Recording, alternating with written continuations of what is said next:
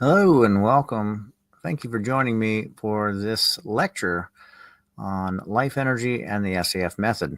This is lecture number 1. We're going to be going over life energy, flow, and CPS, comfortable pressure and space. So bear with me while I work these slides. I have been working on getting this to flow as well as I can. We're going to be doing our first lecture on the basics of life energy and its operations. And then we'll be doing a 7-part series going through various aspects of life energy and the science of life energy and our use of SAF and how we can use SAF to help harness the life energy around us. So let's get started in our presentation today. I wanted to thank you for joining me. I'm your host, Nic Scogna, and over the next several sessions, we're going to explore a system of thought and wellness that has changed the way we understand ourselves, not just physically, but energetically, emotionally, and spiritually. This first lecture is titled Life Energy, Flow, and CPS. It's where our journey begins. We'll explore the nature of life energy, how it moves through us, what happens when that flow is disrupted, and how Joseph Scogna's self-awareness formulas gave us a method to observe and interpret its flow. Before we go further, let's talk about the origin of this work.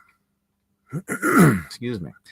Joseph R. Scogna Jr., my father, was the researcher and visionary behind the self-awareness formulas, or SAF. Some say SAF or SAFE, but we typically say SAF as it stands for self-awareness formulas. In the late 70s and early 80s, long before terms like bioenergetics or quantum wellness were widely being used, Joe was building a framework that connected our emotional experiences, physical states, and energetic patterns using math, color, sound, infrared sensors, and most of all, numbers. He was fascinated by light and energy, how they affected the human system, and how trauma could become locked into the organs and gland systems. He studied radiation studies. He wanted to see how these things would manifest as physical symptoms and emotional patterns. And he believed that every system in our body was not only connected, but capable of expressing a kind of energetic language, a language that SAF helps us interpret. Life is energy in motion. Every experience, emotion, and memory leaves an imprint in the field. So what do we mean by life energy? Life energy is the measurable dynamic force flowing through and around all living systems. It is the spark that gives form movement, the current that fuels our thinking, feeling, breathing, becoming. It exists in atoms and stars, trees, animals, and of course, we are part of that as well. It's not a metaphor. It's real. It's measurable, observable, and deeply personal. Every emotion we experience, of course, every thought we entertain, and every sensation we feel is part of this great current of life energy.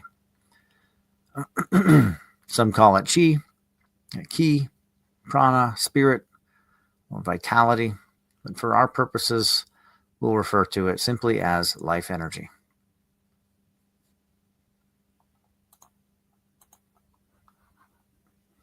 So SAF teaches us that this energy has structure, rhythm, and flow, and when the flow becomes disrupted through trauma, stress, toxic input, or unconscious habits, the body and mind will begin to signal that something is out of alignment.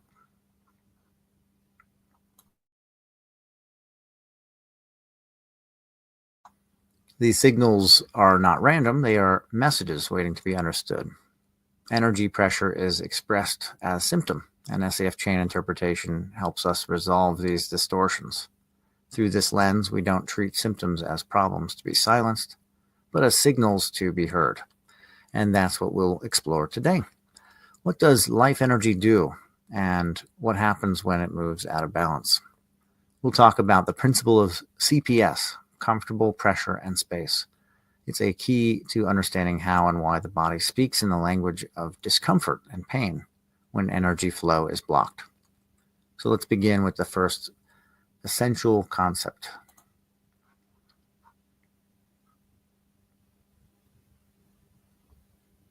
And that will be flow and resistance, how pressure and blockage create symptoms.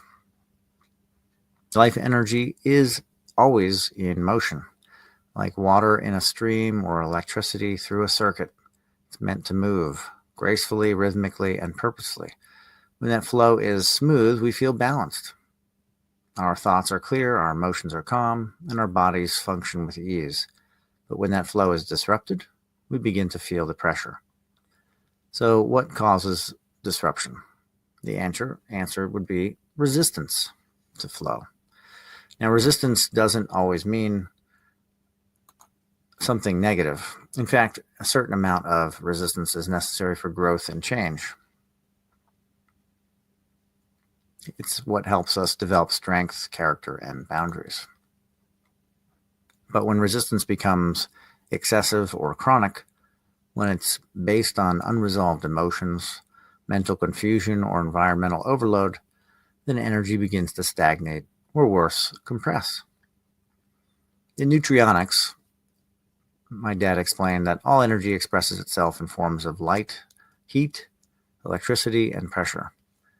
Our emotions are not just feelings, they are electric motions, or what he called emotions. This is an SAF term introduced by Joe to describe emotions' physical electric component. These are currents of energy. These are currents of energy that I'm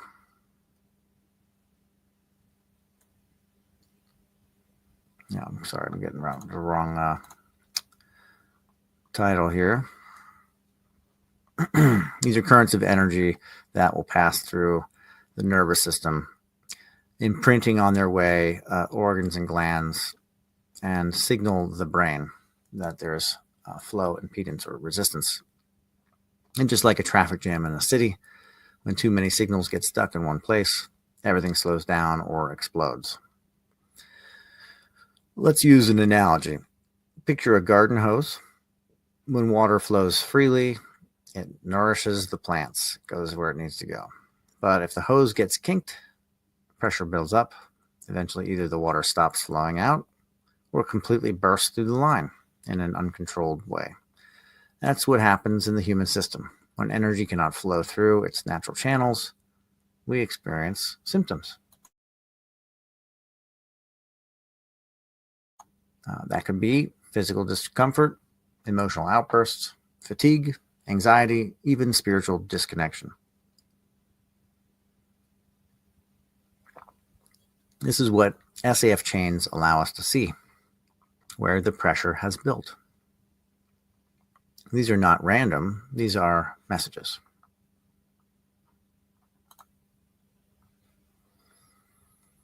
Now, modern culture often teaches us to ignore or suppress those messages.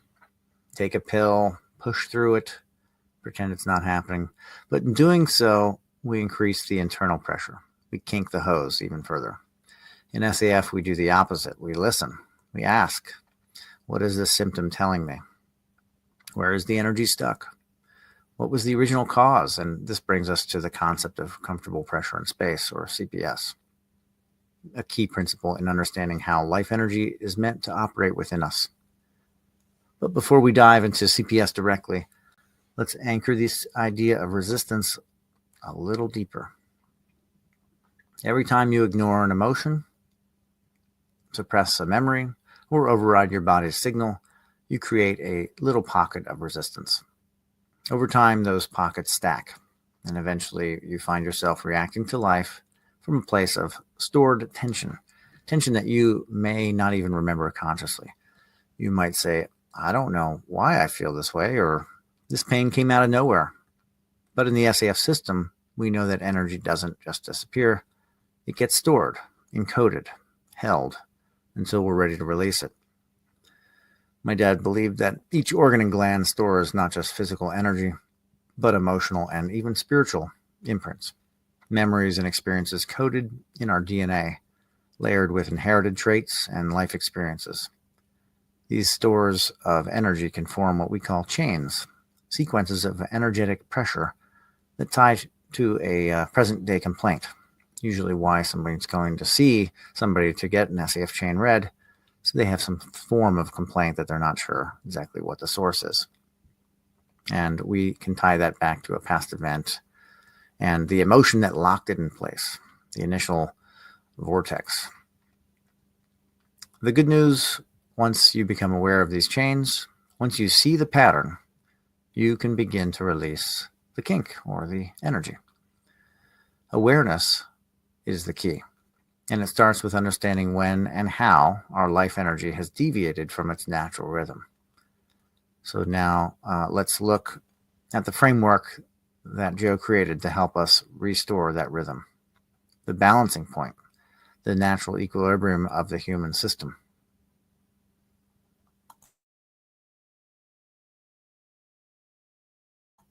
Let's talk about CPS. Comfortable pressure and space is one of the most important ideas developed. It's both a guiding principle and a measuring stick for the flow of life energy in our lives. Let's go with a simple definition to start off. CPS is the natural balance point between pressure and space, between intensity and rest, effort and ease, action and stillness. You look at any dichotomy, CPS has pressure on one side and space on the other, and we're looking to find the equilibrium between the two. Most occurrences we find that we have too much pressure build, but there are plenty of occurrences when we have too much space. Something taken away from us is too much space. Maybe we were robbed, or we lost a loved one. That loss of something is a loss of pressure, and that would be something that we would look at to increase pressure to find balance. Replace that thing, basically. So you want to basically get in the zone with CPS. CPS is a perceptual and physiological baseline that determines how we respond to life's demands. But here's the thing. Most of us aren't there. We don't live in CPS. We overschedule, we overthink, we suppress emotions, we ignore signs from our body.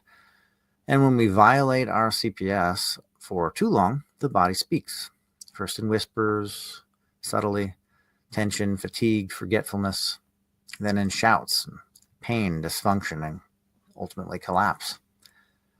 So let's break that down. Let's see if I have my right title card here. CPS is basically the law of balance. Every living system, whether it's your body, your garden, or your solar system, operates under a law of balance. Too much pressure with too little space creates stress, burnout, and breakdown. Too much space with not enough pressure leads to stagnation, apathy, and even atrophy. CPS represents the sweet spot between these extremes. Now, pressure doesn't just mean stress. It refers to energetic demand, internal or external. It could be emotional pressure, mental workload, environmental toxins, unresolved trauma, or even spiritual crisis. And space is the room we give ourselves to process, to breathe, to restore. When you're within your CPS, your system has just the right amount of challenge and just the right amount of support. You move through life rather than fighting or avoiding it. What happens when CPS is violated? Well, that's where you start to get your signals.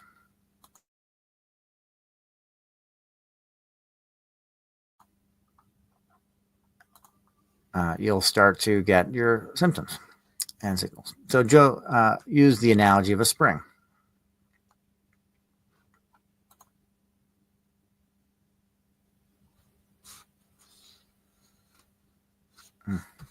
Behind. And use the analogy of a spring. Imagine you compress a spring slowly, a little more each day. Compress, compress, compress. Eventually, the resistance becomes so great that the spring can't compress any further. Critical mass is reached. It begins to resist you, building pressure that has nowhere to go. Eventually, it either snaps back or breaks entirely. And I have gotten lost in my info cards. I kind of had a feeling that would happen. But, and we're going to see all this great stuff. So if you're taking notes, these are the notes that we should be taking. I tried to arrange all this, the most vital points. And there you go. And again, a lot of these quotes and items are coming off of a seminar from 1984, the Project ISIS seminar, and Nutrionics, the book that was published in 1980. So this information has been out and is available in other formats besides this lecture, but this is just another means some of us learn by discussion and hearing somebody talk about things. So that's where we go with that. Okay, so moving on. Your body and mind will work the same way in regards to pressure and space as the spring. Too much pressure, it builds up, you hit critical mass, and there has to be a change. When you live outside CPS for too long, whether it's through ignoring your needs, denying emotions, or staying in toxic patterns, you begin to build up internal pressure. The pressure must go somewhere, and it shows up as pain, confusion, disconnection, or symptoms that don't have a clear origin. And the pressure is not resolved or released through awareness. It forms stored charges in your body's organs and glands, what we later see in the SAF chains. Symptoms in the SAF framework are signals, not problems, not malfunctions, signals. They are warnings that CPS has been violated, and unresolved emotion is interfering with flow. Signals that say something inside me is not flowing. Signals that say I've been under too much pressure for too long, or I've had no space to reflect, process, integrate, etc. There's many different things that can basically be signaled from your body. A headache is a signal. There's a lot of different things. The pressure accumulates until the body creates a new reactor, a new internal chain of tension, memory, and emotion. And unless we recognize and release it, that chain begins to direct our choices, moods, and health from the shadows. If you ever have a dream and your whole day, the next day, is colored by the emotion or energetic emotion of that dream, that's similar in the more immediate. But these things happen when we were kids. We've had experiences and emotions that tied us back to when we were kids. And they influence us to this day. And is it appropriate? Is it correct? That's what we look to get to. So Joe taught that the violation of CPS could be traced, measured, even predicted using tools like infrared thermography and SAF questionnaires. But even without these tools, we can sense it. You know when you're in CPS, you know when something feels off. Your body knows it's wise, and it's always signaling. CPS in practice, there is a method for us to utilize this without anything but ourself and our own consciousness.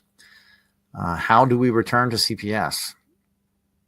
First step would be to listen. Pay attention to your own rhythms.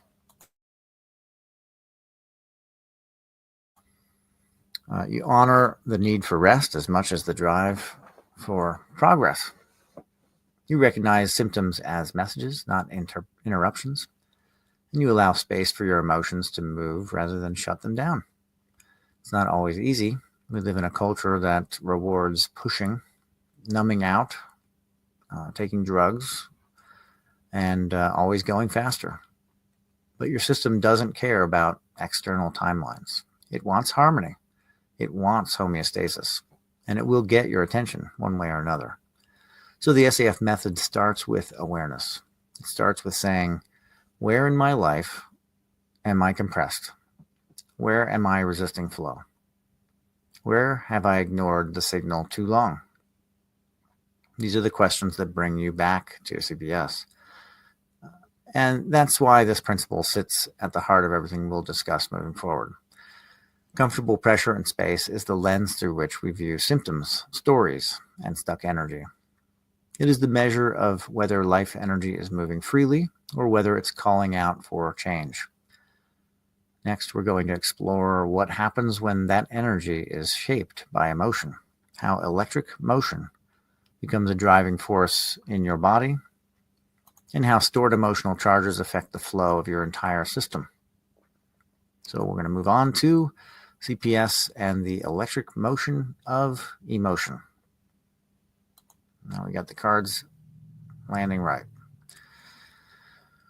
Now that we understand the basics of what CPS is, comfortable pressure and space, equilibrium, as the natural balance of life energy within us, let's explore what happens when emotion enters the picture. Emotion is not just a feeling, it's energy in motion. Joe coined the term electric motion to describe what emotion truly is: a pulse of energy, a spark of current, a signal that flows through the nervous system and resonates.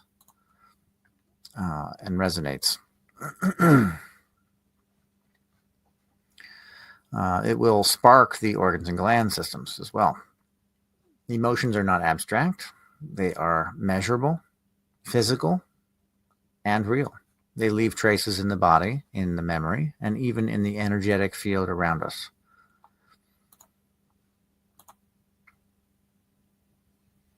Make sure my title cards are moving forward. There we go.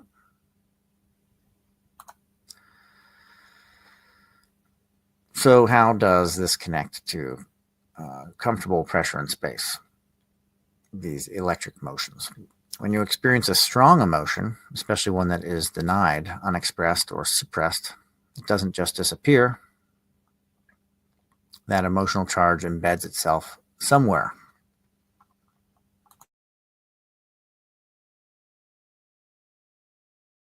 And somewhere is in your system.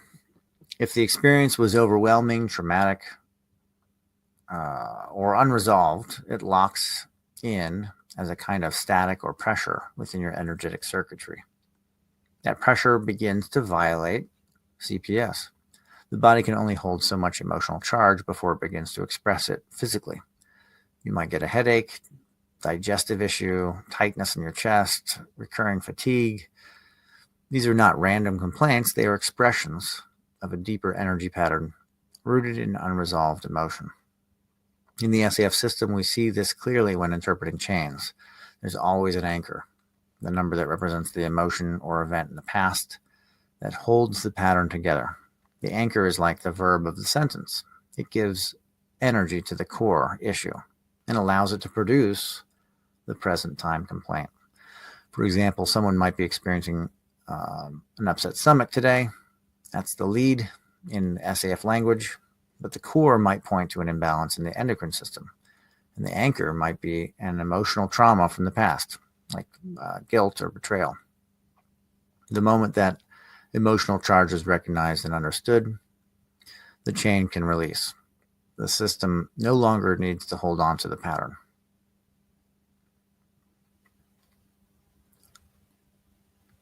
That's the power of electric motion. It explains why a conversation can make your heart race, why a memory from 30 years ago can cause you to be nauseous, why anger can raise your blood pressure. Emotion is electricity. Emotion is pressure. And when that pressure has nowhere to go, it begins to distort the flow of life energy. But there is a method. Awareness is discharge. That moment of recognition is rectification. The energetic release that SAF aims to achieve through interpretation.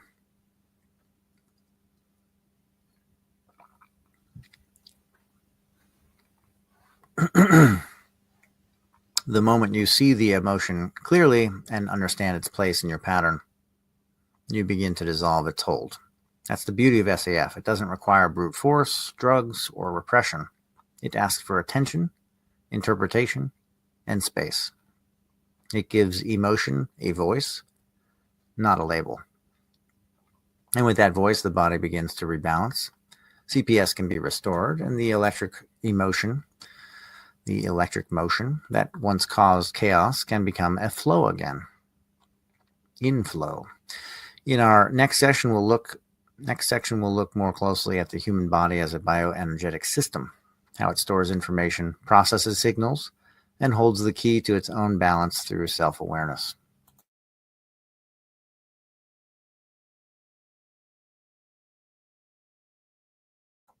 Excuse me. All right. So let's see if we can jump this ahead here. Bioenergetics. And again, I feel like I've lost my...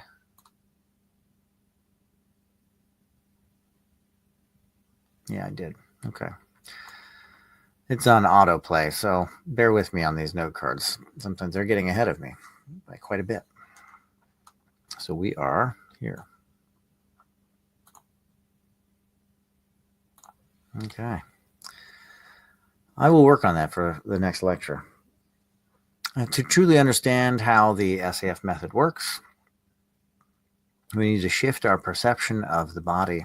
Instead of viewing it as a mechanical machine made of isolated parts, we recognize it as a dynamic, living, bioenergetic system, one that constantly receives, processes, stores, and transmits energy.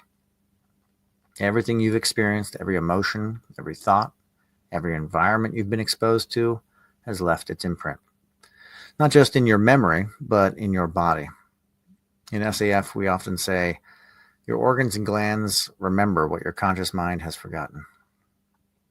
Nic Scogna believed that the human system operates much like a computer. You'll find a lot of that in nutrionics, the man and machine. The partnership between man and machine was the original subtitle on that. But far more advanced is the human system. Your DNA and RNA are like archival drives holding not just genetic traits, but emotional memories, learned behaviors, inherited tendencies, and coded instructions for how to survive life's pressures. These elements record inherited energetic imprints and environmental memory, not metaphorically, but energetically. Each organ and gland has its own energetic personality. They operate on unique frequencies, store specific types of emotional residue, and often act in pairs, what Joe called metabolic doubles, to communicate internally. These pairs tell us a story. They're trying to tell us a story. So they're signaling. The body is also equipped with sensors. Our cranial nerves, the endocrine system, the skin, they act like antennas. They're constantly picking up signals from within and without. And when these systems detect a violation of CPS or a buildup of unresolved emotion, they create a signal, what we experience as symptoms. This is the genius of the SAF numbering system. By using infrared readings or questionnaires, we can isolate which organ systems or gland systems are under stress, determine the emotional anchor, and trace the chain of events that led to a current imbalance. But without even using the system, you can begin to observe this in yourself. Where do you carry tension? Which body part feels numb, tight, overactive, or sluggish? Which recurring symptoms seem to show up when you're stressed or triggered?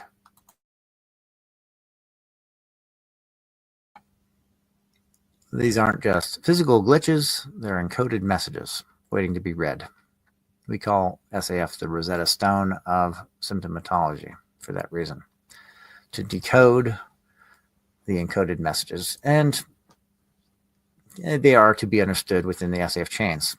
The SAF chains help us decode by identifying stress systems and the sequence of energy and the emotion or memory that may be causing interference. The nervous system plays a central role here as well. It connects to the 12 cranial nerve pairs, what SAF describes as the 12 cylinders of expression, each tied to energetic circuits within the body. It functions like the wiring of your internal biocomputer. Make sure this title card goes the right way. There you go. When it becomes overloaded, underfed, or scrambled by emotional shock or trauma, it begins to short circuit. That's when confusion arises. That's when communication between organs and glands breaks down. That's when energy stops flowing and symptoms begin. But here's the key takeaway. Your body is always trying to return to balance. It wants to resolve. It wants to speak.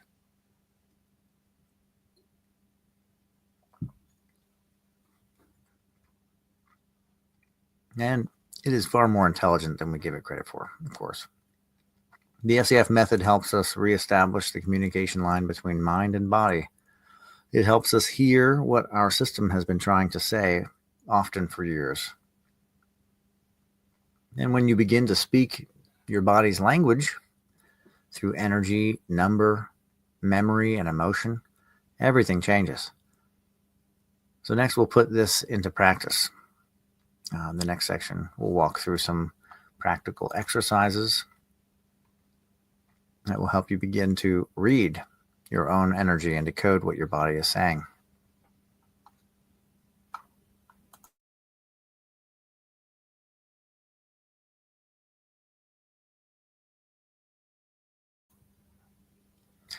Let's bring it all together.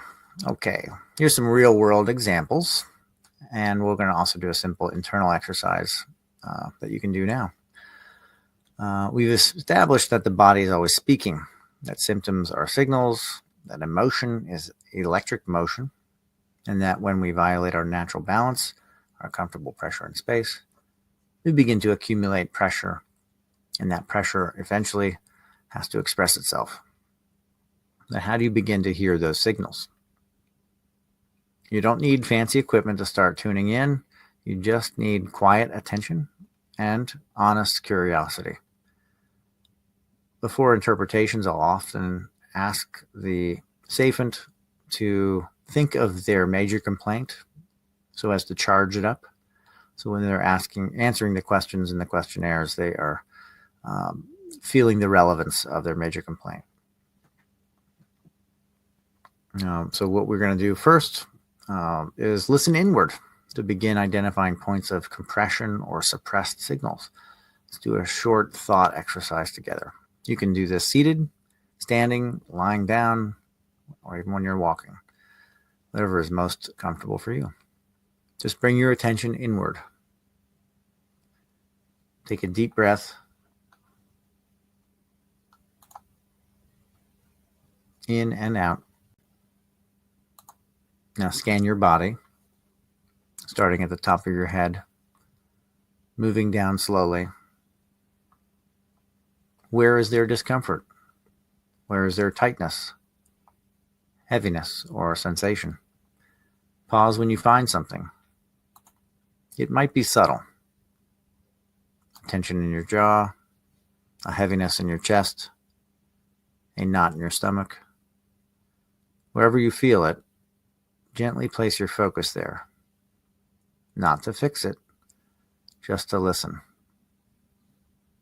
Ask yourself, if this area could speak, what memory or emotion might be stored there? When did I first notice this? What might this sensation be holding on to? You don't need to know the answers right now. This isn't about solving. It's about listening. Awareness itself begins the process of rectification. Awareness says, I'm willing to understand. Sometimes a memory will surface, sometimes an emotion, sometimes just a feeling of spaciousness or relief. We're going to take another breath and gently bring your awareness back to the present moment. Now we'll ground this out with a few examples from real life. And, again, your results are going to be different. I always recommend everybody to go and get a clean bill of health from their doctor, or at the very least, know what you're up against by checking with your professional. A woman who was using SAF kept getting recurring throat issues. This was her major complaint: scratchy, tight, and inflammation in her throat. She discovered that her lead was the thyroid, the throat area. Her core is the heart. Number 2, denied love. And her anchor, 20, tied to an experience where she was silenced in her youth and couldn't laugh due to her father. Once she was able to connect those and reclaim the energy from the past, the physical symptoms in today began to dissipate. A man with recurring digestive issues with using SAF found that it wasn't a food issue or intolerance, but unresolved grief. His core is the suppressed laughter of pancreas, number 20. His lead is the stomach, his major complaint, a feeling of being consumed. And the anchor was liver, sadness. He found that it was tied to the death of a grandparent, a memory there. By making space for himself to grieve and, again, connecting with the flow of energy, it moves forward, and his current situations, his current major complaint begins to dissipate. These are not metaphors. They are patterns. These are chains. And by recognizing them, the pressure begins to drop. The energy starts to flow again. You can begin doing this right now in your own life. Start by asking, where do I constantly feel tension? What does this remind me of? What needs to be said, expressed, or felt? Even this simple practice, this act of turning inward and listening, creates a shift. You're no longer just enduring symptoms or ignoring them. You're interpreting them. You're listening. You're transforming discomfort into dialogue. And that's what the SAF method is all about, creating a language to communicate with the deeper parts of yourself. In the final part of today's lecture, we're going to summarize the key takeaways and set the stage for what's coming next in Lecture 2. So let's move on.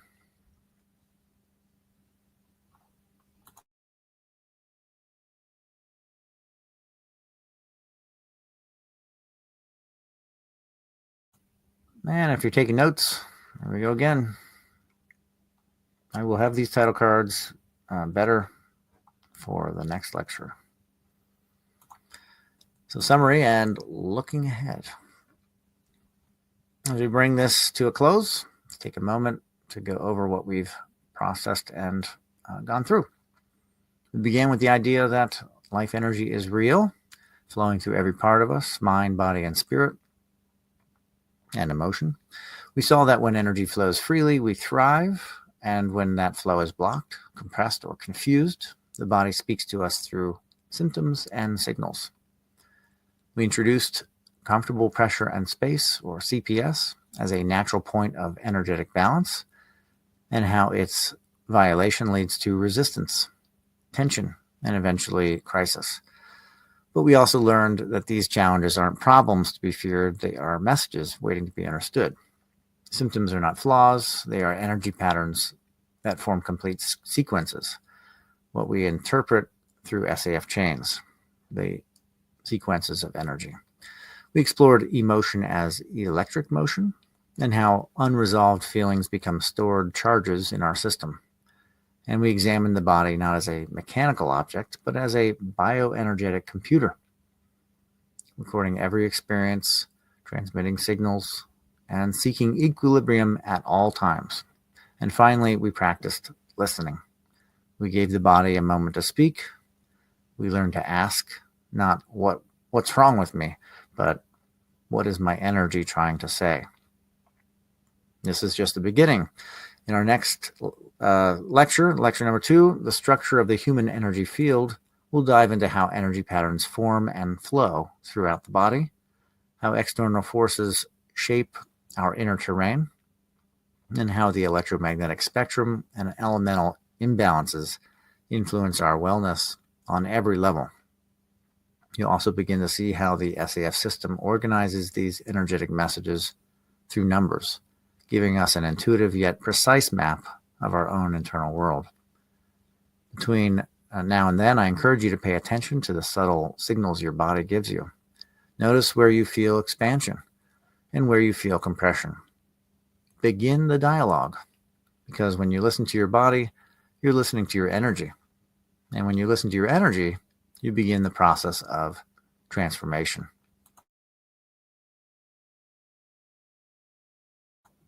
And again, we do have all this information in our books. You can find those at lifeenergypublications.com. I invite you to follow our channel, SAF Training, on YouTube, where we'll be posting these lectures 1 through 7. Thank you for joining me today for Life Energy, Flow, and CPS. And I will get these wonderful cards all fixed up next time, so I hopefully won't have to cue them myself. Here's your key takeaways. Again, if you're taking notes, these are the notes that I've arranged for this lecture. Awareness is the beginning of rectification. Once you understand the message, the energy begins to move. And that is the core of our concepts. And again, this is Nic Scogna signing off.